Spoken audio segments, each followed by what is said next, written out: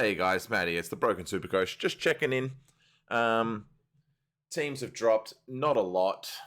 Yesterday, not a lot. Apologies for the late video too. Not a lot in the teams here, and there's not a lot for trades wise either. You don't really do much trades in the first buy unless there was someone really obvious to bring in.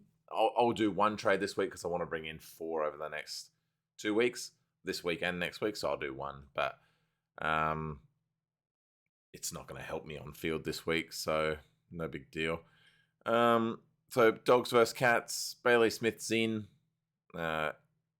Obviously, DPP, probably not looking to trade in any Bulldogs players this week. I don't think anyone is, but if you are, then you got Bont and Bailey Smith are really nice DPP options. Definitely in the choice there, and English is probably the best ruck option outside of Wits, or probably the best forward option too. So some pretty good choices there, but they're on the buy next week, so you're just hoping that they maintain a price normally. Hopefully they don't go too crazy. Nothing here to talk about. I don't think... Yeah, Cooper Stevens still playing, which is nice. Is he? Where is the lad? There he is, Cooper Stevens. Cool. We like that. We just wanted him to play this week, and maybe he makes it to round 14 as well. I think Dangerfield probably comes back by then, but yeah, you never know. It could be, we could get some good value out of Stevens, but worst case, he did what he needed to do, which is he'll play this week, get us a score, a little bit of cash. Hopefully, he plays a lot throughout the rest of the year as well. That'll be nice. But we'll see how Dangerfield tracks. Crows versus West Coast. Parnell. Look, he's a 123k defender. Wouldn't go early on him for sure, because you think he's just an in-out for Luke Brown.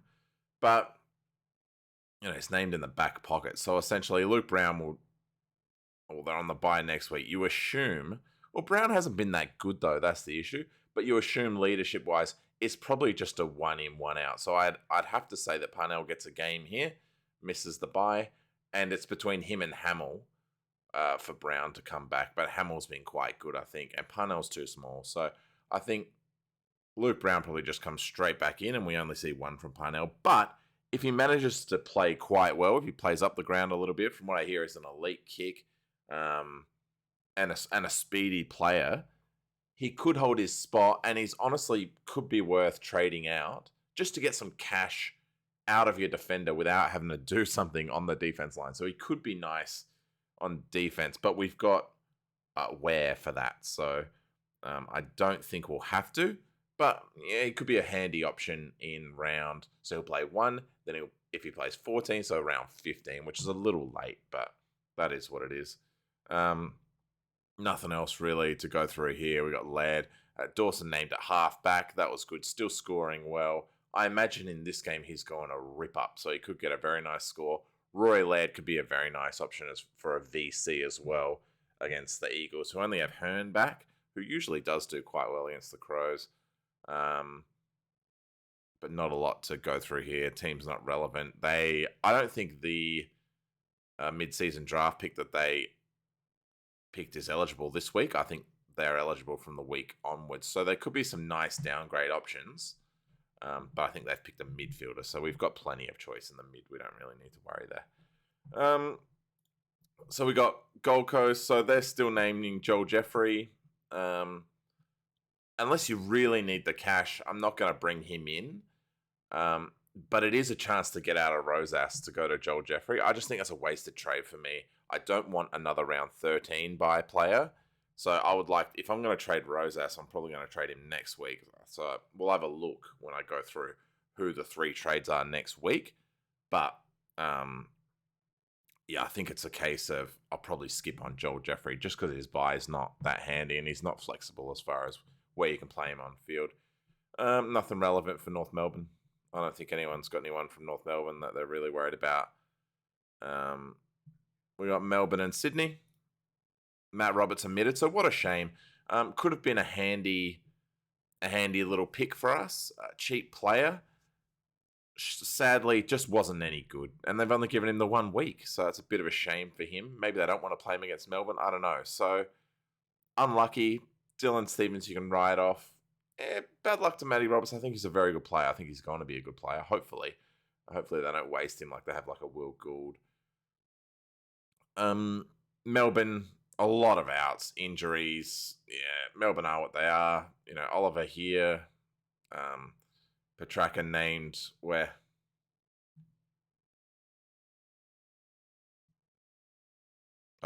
At half forward. Interesting place to name him, along with Luke Jackson. No stress. Very average score from Petrarca. Hopefully he's better. So he was ill last week. So hopefully he's feeling better. We need big scores from him this week, and definitely next week we need a big score out of him. So touch wood, he's feeling better because he was quite ill last week, and that's where the low score came from. Just played forward only. So that is a concern that he's named a half forward again. If he's still not up to scratch, what an L that could be. And hopefully they're not just holding him out and then maybe rest him for 2 weeks. Touch wood, he plays. Freo Brisbane, huge game this one. But again, not a lot to talk about because there's no real good ins. It's a Sunday game. You don't think they make a huge amount of changes here to the extended bench. Coleman named last here, so with those ins, any of them named on the field, is it? We're looking at not really, no. McLuggage named in, so they've got to do something there. The rest, Tom Berry, Fullerton, Matheson. So Coleman, I think, has played well enough to hold his spot. We'd like him to play this week. I think they're around 13 by, so maybe Coleman goes for me the week after, but we'll see about that. And then it's Collingwood. So Collingwood and Hawthorn. Again, not a lot to really talk about. None of these guys are that interesting. Dacos named on field, is he? Somewhere in here. Yeah, Josh Dacos named on field. Oh, that's not the one. Where is our boy? Nick Dacos, right next to him. Yeah, named on field. Again, not really anything. We're not getting any rookies out of this. Oh, Isaac Chugg, but yeah, we're not getting any actual players out of this. So really nothing to talk about. The only one to keep an eye on is Parnell in round 15.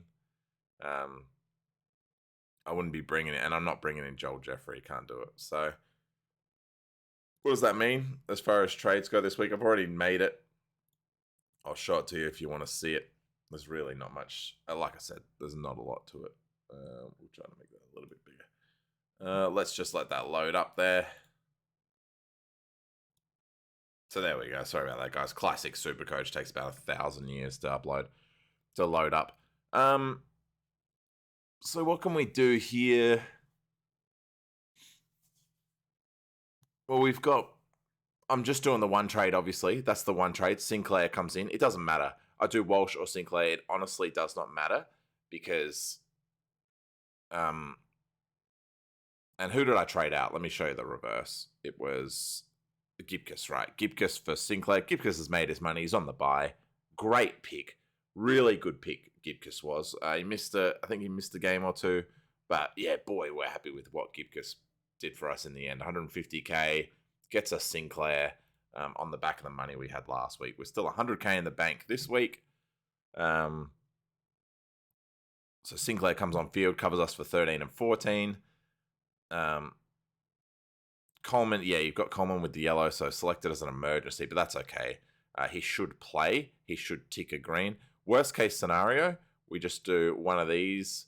We send De Conning back, and then Rosas gets on field for Coleman, and that's as simple as that.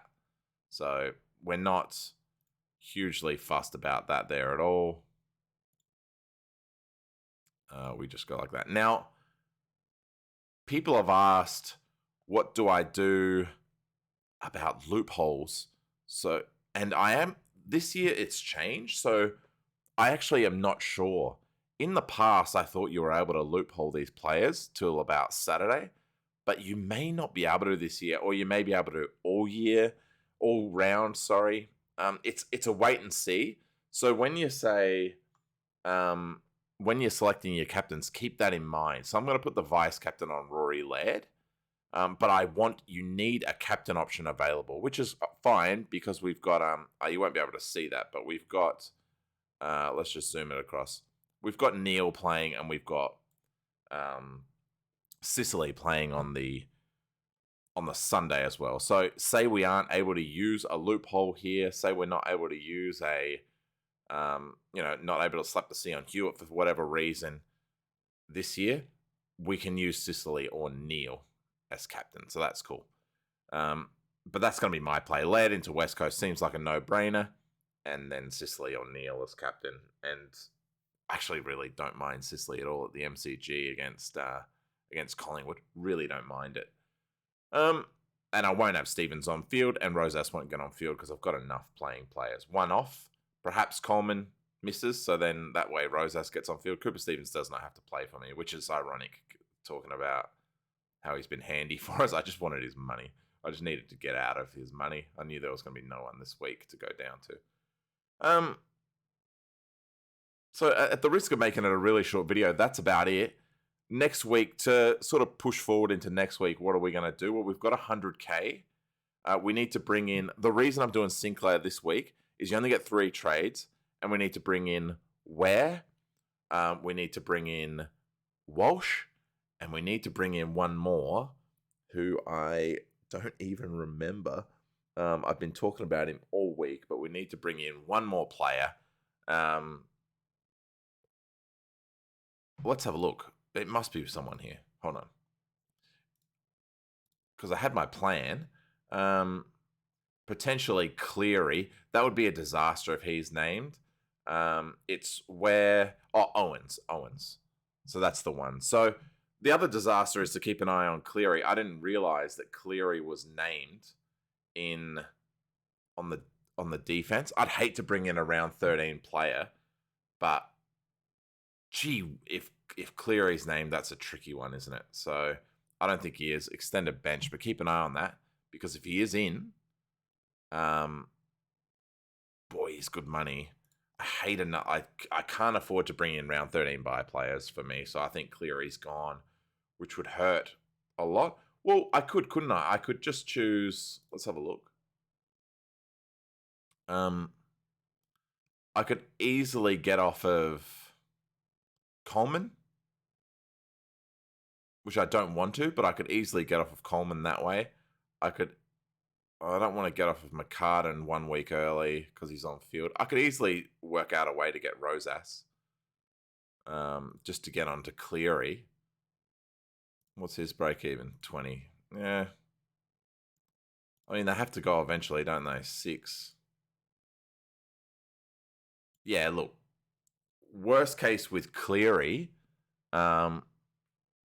we could look at Coleman early if he's not picked. Well, if he's not picked, then absolutely he goes because he's on a bye next week. So probably if Cleary is selected. Otherwise, next week is a case of we're finally getting off the bandwagon. The McCartan, Sam DeConning bandwagon next week. And it's just a case of whether it's McComb, Coleman, whoever we think has probably made the most money or reaching their cap, Rosas, something like that. Or whoever can get us a player.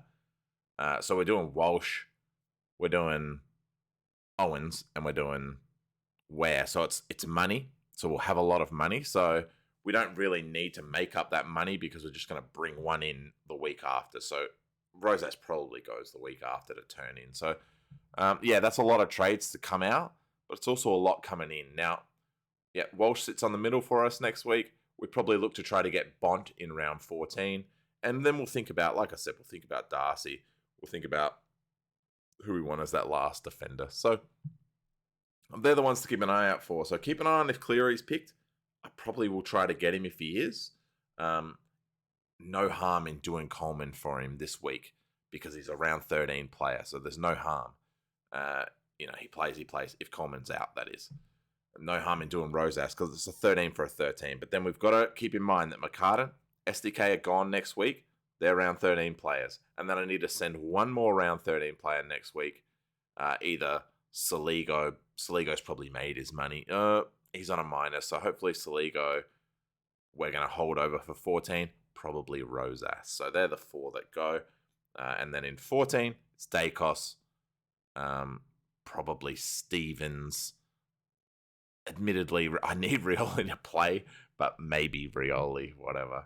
I want to keep Hayes for most of the year. So that's where we're looking. So there's not a lot of guys to get rid of now. Gibcus is gone.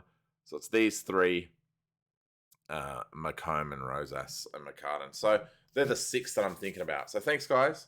Let us know how you got. If you know, by the way, throw it in the comments. If you know whether or not you'll be able to loophole these buy players all weekend at all. I assume you'll be able to shuffle them around just because of fairness. Like you should be able to trade them just in case something goes down. There's a disaster. You should be able to. But I just don't know how long for. It says lockouts in 8 hours, but who gets locked out in 8 hours? Is it just Dogs players, or is it Dogs and Geelong players, or is it all buy players as well? So interesting to watch. Keep that in mind then. If you're vice captaining someone like a Laird, if you've got English and you're vice captaining him against, why am I not vice captaining English against Geelong? If you're doing something like that, keep that in mind. That if you think you're going to get a captain score out of English, Bont, Dunkley, McRae, whatever, against Geelong, or you think you're going to get a captain score with Laird or Dawson against West Coast, or one of these early games, Tuke Miller against North, perhaps. Gorn against a team with no ruckman. If you're thinking about that, keep in mind that if you don't use the C, you may not be able to loop one of these idiots. So just keep it in mind. I'm hoping that you can just slap the C on Hewitt at some point, and I'll test that out. I'll be able to test that out on Friday once English is played. If I can slap the C on Hewitt on Saturday morning, then great. I'll be able to do that. Otherwise, I'll slap the C on Sicily. I might even slap the C on Laird if English's score is not great. So we'll probably do English into Laird, or Laird into Sicily / Neil. Yeah, cheers, guys. Have a good one.